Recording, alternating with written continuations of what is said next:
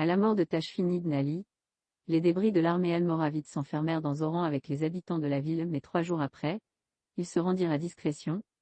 Une bande de fuyards alla porter la nouvelle à Tlemcen. Celle-ci entraîna la fuite des troupes lemtouniennes que l'on avait laissées dans cette ville. Après leur départ, Abd el-Moumen y arriva et passa au fil de l'épée la population de Tagrart parce que la plupart des habitants étaient almoravides, mais Tlemcen éprouva la clémence du vainqueur. Au rapport des historiens, Abd el-Moumen séjourna 7 mois dans sa nouvelle conquête qu'il tint constamment assiégée avant de se rendre à Fès, où les restes des troupes almoravides s'étaient réfugiés. Il y établit son camp afin d'en faire le siège, et il expédia en même temps un détachement contre Mequinez peu de temps après. Il partit lui-même pour cette dernière ville après avoir laissé devant Fès un corps d'armée qui maintint le siège.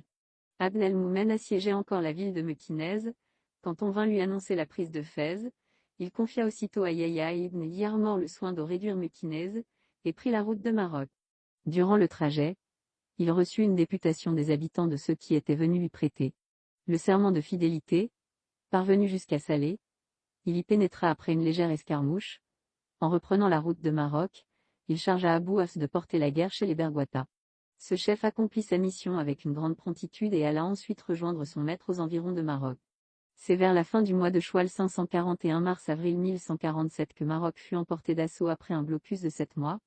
Les Almohades ayant ainsi fait disparaître les derniers restes de la puissance almoravide, ils étendirent leur autorité sur le Maghreb entier. À la suite de ces événements eut lieu la révolte de Mohammed ibn Abdallah ibn Oud, un natif de Salé qui s'arrogea le titre d'El-Hadi le directeur et qui réussit à soulever la province de Sousse, ayant converti à ses doctrines les habitants de Sijil Messa et du Deraa, ainsi que les tribus de Dokala, Regraga, Teansna et Ouara. Il parvint à infecter de ses erreurs le Maghreb entier. Un corps almohade qu'Abd el-Moumen fit marcher contre lui sous les ordres de Yahya Angmar fut obligé de battre en retraite et de rentrer auprès du souverain, le cheikh Abou Hafs Omar, accompagné de plusieurs autres chefs almohades. Parti alors pour Massa afin d'étouffer l'insurrection, le rebelle marcha au-devant des Émohades à la tête de 60 000 fantassins et 700 cavaliers, mais toute cette multitude fut culbutée et laissa son chef et beaucoup d'autres morts sur le champ de bataille. Cette rencontre eut lieu dans le mois de Doulhidja 541 mai 1147. Abou Hafs étant rentré de l'expédition de Massa, a dû repartir en expédition contre les populations du Dérène qui avaient embrassé le parti de l'imposteur. Dans les montagnes de Nephis et de Ilana, il tue tant de monde et fit tant de prisonniers que le reste des habitants s'empressa de faire sa soumission. Dans une nouvelle expédition, il marcha contre les Escouras.